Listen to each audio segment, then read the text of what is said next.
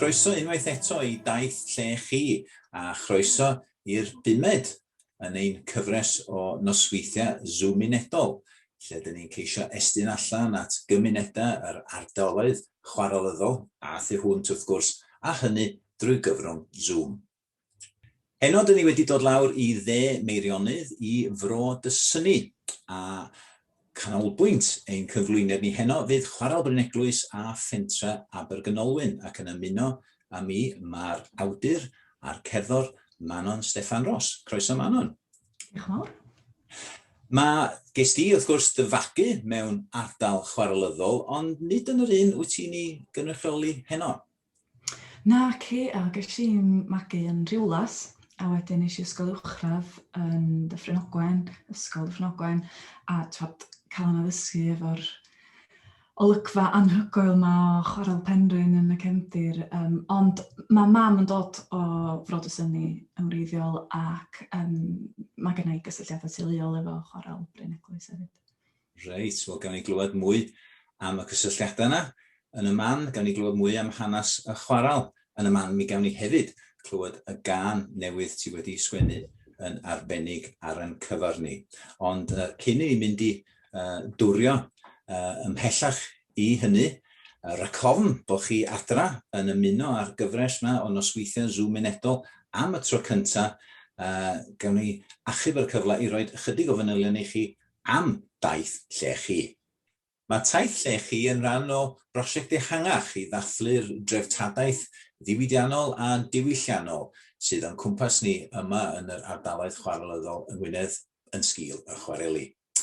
Mae nifer o gyrff cyhoeddus a chwmnïau lleol wedi dod ynghyd dan arweiniad Chyngor Gwynedd I gyflwyno cais I UNESCO I geisio sicrhau statws safle treftadaeth y byd i'r ardaloedd chwarelyddol yma yng Ngwynedd. Mae yna dros 1,000 o'r safleoedd hyn o gwmpas y byd. Mae rhai ohonyn nhw yn adeiladau fel y Taj Mahal, rhai yn adfeilion fel yr Acropolis yn Athen, a rhai yn ardaloedd o bwys ecolegol fel y Great Barrier Reef yn Awstralia. A dyn ni mawr obeithio y bydd ardaloedd chwarelyddol Gwynedd yn cael ei ychwanegu yn fuan at y rhestr. Wel, mae yna 2 elfen I Taith Lle-CHI. Bob nos, dwi wedi bod yn cael cwmni rhai o feirdd a chantorion yr ardaloedd chwarelyddol sydd I gyd wedi derbyn gwahoddiad gen I lunio cerdd neu gân newydd I ddathlu y dreftadaeth yma I ymateb i'w brywydd genedigol. A nes ymlaen, wrth gwrs, mi gawn ni gyfle I weld fideo o'r gân newydd gan Manon. Gân newydd mae Manon wedi sgwennu ar yn cyfar ni mewn ymateb i'r gwahoddiad hwn edrych ymlaen at hynna. Yr ail elfen I Taith Lle-CHI ydy'r daith gerdded. Dwi wedi bod yn ei wneud bob diwrnod wrth fynd o un ardal chwarelyddol i'r nesaf, gan bostio lluniau a sylwadau, a os ydych chi eisiau edrych nôl ar rheini, neu dilyn y gymal ola byddai'n ei wneud fory, dilynwch y link ar waelod y tudalen. Heddiw mi gerddish I o chwarel Bryn drwy bentre chwarelyddol Abergynolwyn ac yna dilyn y lein fach gul I lawr I Dywyn. A dyma'r hanesydd Dr Dafydd Gwyn yn ymuno â ni unwaith yn rhagor mwyn sôn mwy am hanes y chwarel ar ryw ffordd. Oedd datblygiad y chwarel a'r pentre yn Abergynolwyn ar ryw ffordd yn canlyniad o ryfel yn America. Oedd hynny yn stopio cyflwyniad cotwm I un o prif busnesau cotwm y Manceinion, sef y brodyr McConnell, a wnaethon nhw penderfynu trio wneud arian trwy chwarel yn Meirionnydd.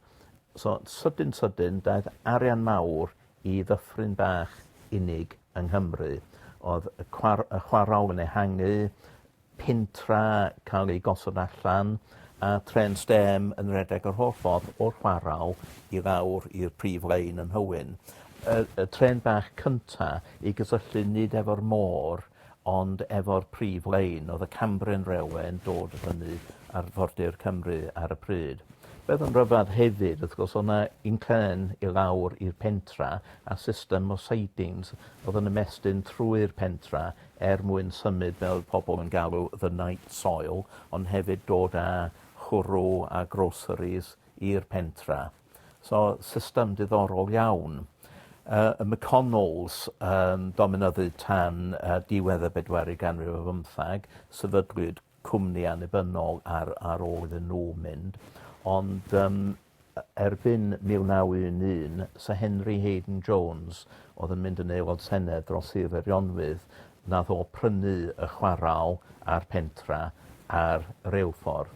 Ac oedd Sir Henry yn just dominyddu y dyffryn tan i farwolaeth yn 1950. Dyn distaw, nath o byth siarad yn San Steffan, ond oedd yn mwy na hapus cario'r holl system ymlaen. Ar ôl iddo fo marw, nath Tom Rolt, preservationist o Loegr, achub y reilffordd, tro cynta i reilffordd cael ei achub gyn gwirfoddolwyr, ac oedd hynny yn dipyn o stori hefyd. Y chwaral di cau erbyn hynny, a'r tren bach yn cael ei redag ar gyfer twristiaid. Nath Rolt sgwennu hunangofiant, stori achub y lein, Railway Adventure, sy'n deud lot am y ffordd oedd pobl yn dallt Cymru ar y pryd. Oedd Tom Rolt yn addoli'r Cymru, oedd wrth ei fodd efo'r hen ffordd slo distaw yn ei farn o fyw yn Abergynolwyn a Thywyn a'r pentrefi bychan rhwngtha nhw. Ond oedd yn casau pensaerniaeth Abergynolwyn. Oedd yn dweud, a mean piece of Lancashire transplanted to the circumstances of Merionethshire. Wel, mewn gwirionedd, oedd yn wir, cynllunydd o Fanceinion nath dyfeisio pentra Abergynolwyn, ond dyma beth sy'n haro fi am bwysigrwydd ac arwyddocâd yr holl system. Mae yn darn o'r chwyldro diwydiannol yn Lloegr, yn Sir Gaerhirfryn. Mae reilffordd, y chwaral a'r pentra i gyd yn dyddio o'r un cyfnod, dyfodiad mawr o arian i ddyffryn dysynu a'r cylch yn y 60au, rhywbeth sydyn, a hanes cyfla i wneud arian allan o chwareli, ond hefyd elfen o hanes cadwraeth. Ffaith oedd pobl o tu allan yn dod i mewn i achub elfen o leia o'r system. Mae'r reilffordd wrth gwrs yn dal i redag, mae'r chwaral yn lle bach unig ac Abergynolwyn yn gymdeithas glos a chyfeillgar. Diolch yn fawr iawn, Dafydd Gwyn, a chyfle rwan i ni gael sgwrs bellach efo Manon. Ti newydd gyhoeddi nofel o'r enw Llechi, sydd wedi lleoli ym Methesda. Dyda fwy wrthyn ni am gefndir y nofel, ac i ba raddau mae'n tynnu ar dy flynyddoedd di yn yr ysgol yn y Ffrynogwen? Dwi'n meddwl bod i mond di wir dechrau gwerthfawrogi pa mor lwcus ydw i fod wedi mynychu ysgol y Ffrynogwen yn ddiweddar. Achos dwi'n sbio nôl ac yn meddwl mor ofnadwy o freintiedig o'n i. Mewn gymaint o ffyrdd, mae Bethesda'n le hollol unigryw, mae'r gymuned yn un, mae'n glos, mae bobl yn ffeind, ti'n gwybod? Ond hefyd yn ddaearyddol, mae jyst mor hardd, mae'n le mor hardd ac yn sbio nôl ac ystyried, y llefydd oedden ni'n mynd amser cinio pan oedden ni'n mynd fod i adael tir yr ysgol, a lle oedden ni'n mynd ar nos Wener, a bod ni'n jyst yn gallu cerdded i fyny'r chwaral. O'n i'n teimlo fatha bod fi eisiau sgwennu am yr ardal yna. A dwi'n meddwl, yn seico ddaearyddol, mae llechi yn ddifyr. Mae lliw y llechi yn gwneud rhywbeth i gymuned os di o mor exposed a mae o'n besta. Ond hefyd, y ffaith bod chdi'n byw yng ngwydd mynydd sydd wedi cael ei ddiberfeddu'n llwyr, mae rhaid bod hynna'n gwneud rhywbeth i'r bobl. Alla bod fi'n bod yn ymhonus fan yma i gyd, ond maen nhw'n bethau dwi wedi ystyried ers gadael. Ac rhywsyd o'n i'n teimlo, mae'n rhaid i fi sgwennu am Bethesda fan, mae'n beth tu fewn i fi angen mynd yn ôl yna. A wyt ti'n ymateb ar lefel synhwyrus bron i'r lechan mewn ambell i ddarn o'r nofel, Pan fuon ni am dro tra'n ffilmio, oedd ti'n ymateb yn yr un modd i rei o'r creigiau oedden ni'n weld o gwmpas y chwarel Rhyn Eglwys. Be ydi o sydd yn apelio ata chdi mewn llechan yn y graig arbennig yma? Wel, dwi'n meddwl mae llechi yn bethau sydd yn amsugno gwres. A mae hwnna'n ddiddorol i fi, achos dwi'n teimlo bod yna lot o greigiau o gwmpas yn gwneud hynna. Felly os oes yna haul a ti'n cyffwrdd llechan, mae o'n debyg iawn i deimlad cyffwrdd cnawd. A wedyn, yr un fath os di'n oer, ti'n gwybod, mae'n teimlo fel cnawd y mynydd i fi rywsyd. Dwi'n eitha nerdy efo pethau fatha creigiau, cerig. Dwi'n teimlo bod gennyn nhw yr un fath o enaid a sydd gen blanhigion neu anifeiliaid, ond jyst bod ni ddim cweit yn ei ddallt o eto. Felly, ia, falle bod ni ddim yn gwerthfawrogi nhw digon, neu ddim yn gweld nhw yn yr un ffordd a ni'n gweld pethau eraill. Diddorol. I ba radd oeddech chdi'n gwerthfawrogi hanes y chwarel? Tyfu fyny yn Nyffryn Ogwen, mae'n siŵr oedd hynna rhywbeth yn cael ei gyflwyno i chi? Oedd, dwi'n meddwl na'r wers gyntaf gawson ni yn mlwyddyn 7 yn ysgol Dyffryn Ogwen oedd gwers am streic y Penrhyn. Felly reit o'r dechrau ti'n gwybod, ti'n just yn tyfu fyny efo'r ymwybyddiaeth yma o'r streic. A hyd yn oed, ti'n gwybod enwa y bobl oedd yn arweinwyr y streic a rhai oedd yn mynd yn ôl. Dwi'n cofio unwaith ddigwyddodd o i fi, ond nes i ddechrau ysgol Dyffryn Ogwen yn 94 a dwi'n cofio rhywun yn deitha fi yn flwyddyn gyntaf yn ysgol, ti'n eisiau chwarae efo hi, neu ti'n eisiau hongian rownd efo hi, mae hi'n teulu bradwrs. Ie. A 94 yn anhygoel, a pobl yn gwrthod byw yn tai bradwrs, fel dwi'n mynd yn hun, a gyfoedion yn prynu tai a pethau. Diolch yn gyffredin, swn i'n mynd deud, ond dwi wedi dod ar draws o gwbl o weithiau. A dwi'n meddwl bod just tyfu fyny fel efo ymwybyddiaeth hanesyddol o'r union lwybrau ti yn ei troedio ar strydoedd. Mae Bethesda'n lle mor fyw. Mae'n lle mor fodern rywsyd. Mae yna gymaint o fywyd yna. Ti'n cerdded ar y stryd, yna straeon bob man, mae yna bobl bob man, straeon bob man. Ond rywsyd, achos bod chdi'n ymwybodol o'r hanes yna erioed, ti'n cario hwnna efo chdi hefyd. Mae yna rhyw barhad hyfryd yna lle ti'n ymwybodol bod chdi'n just yn rhan o hanes y lle. Ti'n byw bellach yn Hywyn, bydd ti 2 o hogia yn yr ysgol. I ba radd ti'n teimlo bod rhaid trosglwyddo'r hanes yna i'w cenhedlaeth nhw a nhwtha yn cael ei magu mewn ardal ddim hollol wahanol, ond reit wahanol. Hynny yw, dydy chwarel Bryn Eglwys ddim yn bell o Dywyn, ond wedyn mae'n siŵr gen i dio ddim yn rhan o'r dio ddim yn y cefndir, ti'n gweld y trwy ffenest yr ysgol fel bydde ti yn ysgol Dyffryn Ogwen ac yn clywed y corn chwarel ac yn blaen. Dwi'n meddwl bod y streic lot i'n neud efo fo. Dwi'n meddwl achos streic y Penrhyn, bod ni'n siarad amdano fo lot dal i fod yn besta. Ond fan hyn, bod na streicio wedi bod fan hyn hefyd, dim yr un gradda. Felly, di bobl ddim, mae'n jyst yn rhan o glytswaith hanes yr ardal. Lle efo streic y Penrhyn, dwi'n meddwl bod o'n beth mawr mae'r chwarel yn cael lle mawr. Dyna'r peth cyntaf fysa unrhyw un yn deud am hanes besta. Mae'n bwysig lle bynnag yda ni bod ni jyst yn gwybod hanes y llefydd o'n gwmpas ni. A dwi'n lwcus ofnadwy byw yn Hywyn achos mae'r hanes personol sydd genna i yn heulu yma. Da ni'n byw dros lôn i'r eglwys a mae yna hen daid di gladdu yna. Felly mae jyst eto teimlad yna o barhad a licio gweld fod ym mhlant ti yn cael ei magu yn troedio'r un llwybra ac oedd yn hyn-deidio fi. Mae'n beth breintiedig iawn ti bod i gallu magu nhw fan hyn. Ac oedd un o'r gyndadau di mae'n debyg yn gweithio yn y chwarel ym Rhyn Eglwys?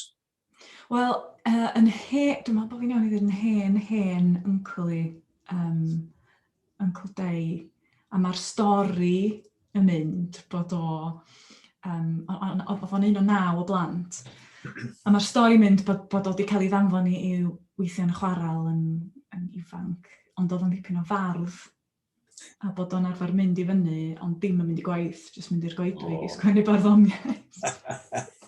Fel yma, fel. Ia.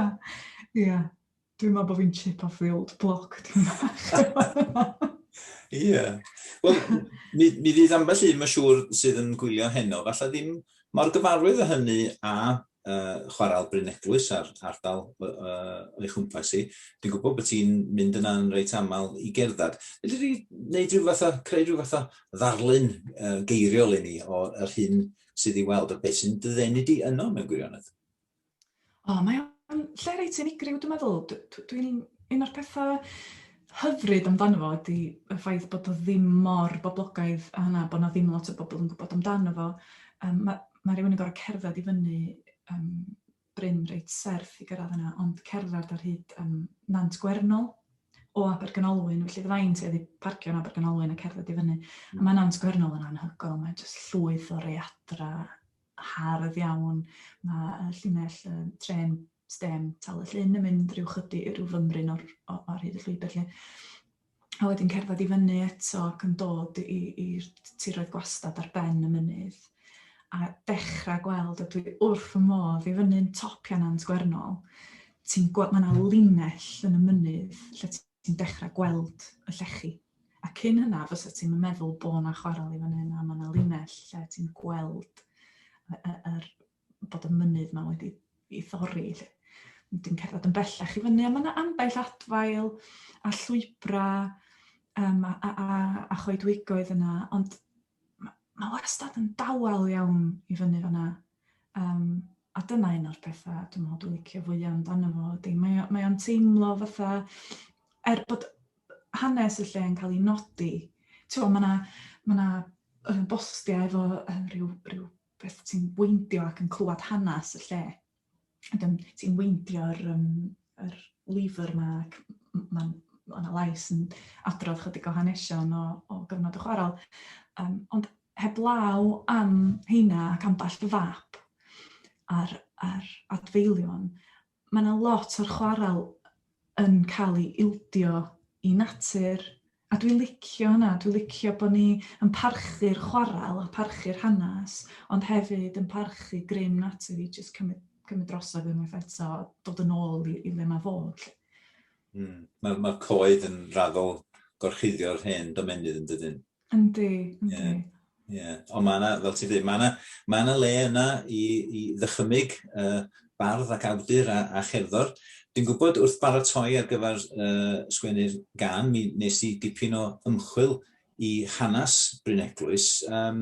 Os yna unrhyw straeon sy'n sefyll allan i chdi, ac i bar addas o gwbl, nes ti weu nhw mewn i'r gan, dyn ni'n mynd i glywed mewn ychydig? Wel, nes i rhan fwyaf o'r gwaith ymchwil ar wefan papura newydd ar-lein. Dwi'n fan o'r wefan yna, estalwm, a dwi'n golli misoedd o fy mywyd, jyst yn teipio pethau i fewn. Achos mae rhywun yn gallu teipio unrhyw beth i fewn a dod i fyny efo hen erthygla o bapura newydd, Cymraeg a Saesneg o Gymru. A nes i deipio fewn Bryn Eglwys a Abergynolwyn. A mae rhan fwyaf o'r straeon yn bethau bob dydd, fatha jyst deud rhyw hanes, rhyw ffair yn Abergynolwyn, neu rhyw bregethwr dod i siarad yn capal. Ond o ddarllen y papura newydd fel yna, ti'n cael rhyw syniad o sut oedd bywyd go iawn yna. Ti ddim just yn cael y digwyddiadau mawr. Ond wedyn pan maen nhw'n dod, y damweiniau yma ddigwyddodd yn y chwarel, ti'n sylweddoli yn un peth mor hen a mor ifanc oedd y dynion yn y chwarel. Ti'n cael plant mwy neu lai yna, cael damweiniau nadw yn y chwarel, ond hefyd dynion yn ei 70au yn cael eu lladd mewn damweiniau. A mae yna rhyw deimlad i fi, a dwi'n gwybod os dwi'n rhamantu, dwi'n gwybod bod gen i dueddiad i wneud yna, ond mae yna deimlad, unwaith oedden nhw'n colli bywydau yn y damweiniau yma, oedd pethau drosodd i'w teuluoedd nhw, oedd pethau mor anodd byw heb yr incwm yna. Ond mae yna rhyw deimlad bod y pentra yn dod at ei gilydd i gefnogi bobl pan oedd y bobl angen. Wel, ti'n sôn am, oes na beryg bod ni'n rhamantu am y chwaral. Dwi'n siŵr dwi wedi bod yn euog o'r un peth yn rho. Ond un o'r llinellau canolog yn y gan, y glwni yn y man, ydy yn tydi Lle-CHI yn gwneud chwaral o ddyn. Dwi'n meddwl mae hwnna'n llinell fawr. A dwi'n ofyn i chdi, i wyntyllu hynny chydig yn fwy. Be'n union oedd gen ti yma?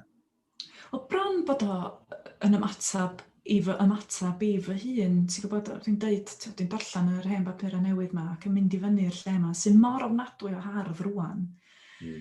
A wedyn, yn sydyn cael rhyw sylweddoliad, dwi'n gweld hyn o perspektif 2021. Dwi'n gweld y coed yn tyfu, a dwi'n gweld yr holl bethau dwi'n dweud am fod y Lle-CHI yn teimlo fel cnawd a hyn a llall. A mae'n gyd yn daith creadigol i fi, ond mae gwirionedd y peth yn ofnadwy o wahanol. Oedd o'n lle calad, diwydiannol. A mae'r ffaith bod ni rwan yn sbio arno fo ac yn gweld harddwch, a dwi'n hollol euog arno fo. Mae'n neud i fi feddwl, da ni mond yn gallu neud hynna achos bod yna ddigon o flynyddoedd wedi pasio, bod ni ddim yn mynd i deimlo'r boen o ddanfon yn plant i rwla mor ofnadwy o beryg neu danfon yn gwyr. A dwi'n meddwl, mewn blynyddoedd i ddod, fydd pobl yn sbio ar ffatrioedd neu stada diwydiannol ac yn meddwl, hardd, am lefydd hardd. Achos jyst o'i perspektif nhw, dyna fydd hanes, a fydden nhw'n cael ramantu yn yr un ffordd. Mae'r tueddiad mae'r ramantu, mae'n rhywbeth da ni'n gorfod gwachad o hyd. Yn enwedig rhywun fel fi sydd yn sgwennu llyfrau, sgwennu caneuon. Dwi'n meddwl bod yna dueddiad i jyst trio ffeindio'r stori ym mhob dim. A mae yna gyfrifoldeb pan o'n i barchu yr hanes gonest, authentic hefyd. Cyfrifoldeb arall ges di tra'n gweithio ar y prosiect yma, a hwnnw'n gyfrifoldeb, dwi'n meddwl, un newydd i chdi, oedd y cyfrifoldeb o fod yn cynhyrchu y gan dy hun, yn i'w recordio fo dy hun, ti di arfer gweithio efo pobl eraill wrth recordio yn y gorffennol. Sut brofiad oedd hynny? Dychrynllyd. Oedd o'n... Dwi wedi recordio fe gyd ar nghyfrifiadur, a dwi wedi recordio pethau ar y cyfrifiadur o blaen, ond mond mwyn danfon nhw i rywun fel rhyw fath o fersiwn bras o rhywbeth i'w recordio yn well mewn studio. A fel arfer dwi'n recordio fo Elwyn Williams, dan yr enw band neilltu di Blodau Gwylltian, a dwi jyst yn troi fyny ac yn sgwennu'r caneuon ac yn canu nhw, a falle'n chwarae gitar, a wedyn mae Elwyn yn gwneud iddyn nhw swnio'n dderbyniol. A felly hwn jyst yn hollol wahanol, a fi na ddim wir yn dallt gorfod dysgu fel o'n i'n mynd. Ond mae'n un o'r pethau nes i oro wneud hynna achos bod ni yn y cyfnod clo pan o'n i'n recordio fo. Felly oedd na ddim opsiwn arall. Ac mor rhwystredig mae wedi bod ar gyfnodau, dwi'n teimlo fatha, dwi wedi neud o, a dwi'n dallt gymaint mwy ar y dechnoleg gwan, ti'n gwybod? Mae gen i lot i ddysgu, a nes i gael, mae gen i ffrindiau lle nes i ffonio, dwi'n mynd all bod dwi wedi gwneud, neu di please ddeitha fi sydd wedi dynnu'r hys ar y gitar, neu dy'r microffon yn gweithio, neu be bynnag, felly heb dyn nhw fysa na ddim can, ond mae wedi bod yn profiad addysgol. Wel, rhaid i ni beintio darlun rhy ddu o'r hyn dyn ni'n mynd i glywed, lle sicrhau pawb sy'n gwrando, fysach chi ddim yn gwybod mae newyddion i'r busnes o recordio caneuon ydy Manon. Un cwestiwn ola cyn i ni wrando ar y gan a falle ystrydeb o gwestiwn i gyfansoddwr. Pa un nath gynnig i hun gynta, yr alaw neu'r geiriau neu y ddau yn dod trwy gilydd? Nes i chwarae efo'r gitar. O'n i'n bwriadu recordio rhywbeth efo banjo, achos o'n i newydd gael banjo. Ond rhywsyd oedd o'n siwtio'r chwarel. A nes i ddechrau recordio rhywbeth ar y gitar a wedyn rhoi rhyw layer arall arno fo. A wedyn y lein yna o tydi Lle-CHI yn gwneud chwarel o ddyn. Mewn ffordd jyst adeiladu'r gan o gwmpas y syniad yna. Ond hefyd, o'n i'n sôn gyna am yr postyn lle ti'n troi a ti'n cael y llais yn dweud hanes. Mae yna un o heina reit ar dop y chwarel lle mae yna lais chwarelwr, actor yn actio rhan chwarelwr, yn sôn am y ffordd yn y geia bod hi mor dywyll bod rhywun yn mynd i'r chwarel peth gyntaf yn bora, i'r twll peth gyntaf yn bora, cyn iddi wawrio ac yn dod allan a bod yr haul di machlud a bod nhw mond yn gweld gola dydd ar ddydd Sadwrn. A nath rhywbeth glicio yn clywed yna yn meddwl peth mor elfennol a gola dydd ddim ar gael i bobl. Wel, mae'n bryd i'r gan newydd weld gola dydd fel petai am y tro cyntaf. Felly, premier byd-eang.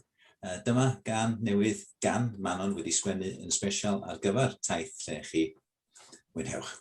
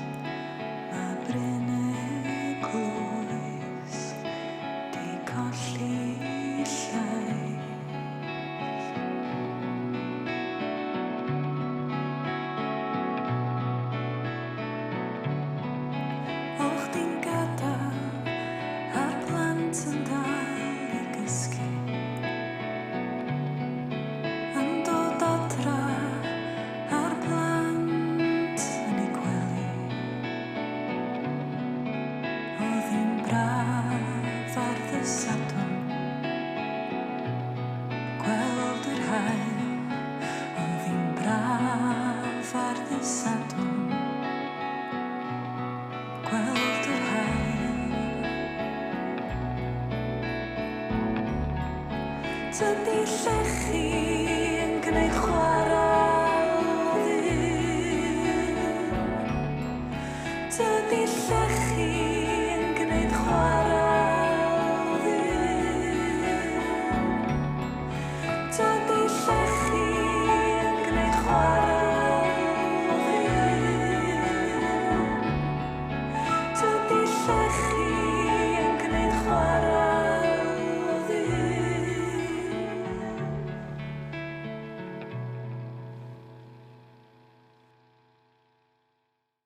Diolch yn fawr iawn, Manon. Oedd hwnna'n fendigedig. Mi fydd yna gyfle, wrth gwrs, bydd y gan yma yn aros yn fyw ar tudalen Lechi Cymru, Wales Slate, ac mae modd i chi wrando nôl ar gweithiau comisiwn eraill sydd wedi cael premier byd-eang yn ystod yr wythnos a theibio. Cyn bo hir, fydd modd i chi glywed nhw fel rhan o gyfres ar Radio Cymru, ac yn mis Gorffennaf, mi fydden nhw'n rhan o raglen arbennig ar ysbrydol. Ond mae'n amser i ni gloi ein cyflwyniad ni heno, a gan ffarwelio a brod y syni a diolch unwaith yn rhagor i Manon am ei gwaith ar y gân ac am gadw cwmni i ni heno. Diolch yn fawr iawn i chi, Manon. Diolch, Ifor. Diolch hefyd i Dr David Glyn am ei gyfraniad hanesyddol unwaith yn rhagor.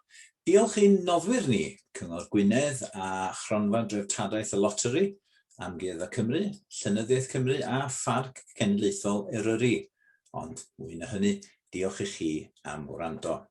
Nos yfory fydd noson ola Taith Lle-CHI a mi fyddwn ni yn Bethesda, yng nghwmni Lisa Jane Brown, i glywed mwy am y gwaith comisiwn mae hi wedi cyflawni ar yn cyfar ni. Felly gobeithio newch chi ymuno ni unwaith yn rhagor nos yfory, ond tan hynny o frod y syni, os dawch.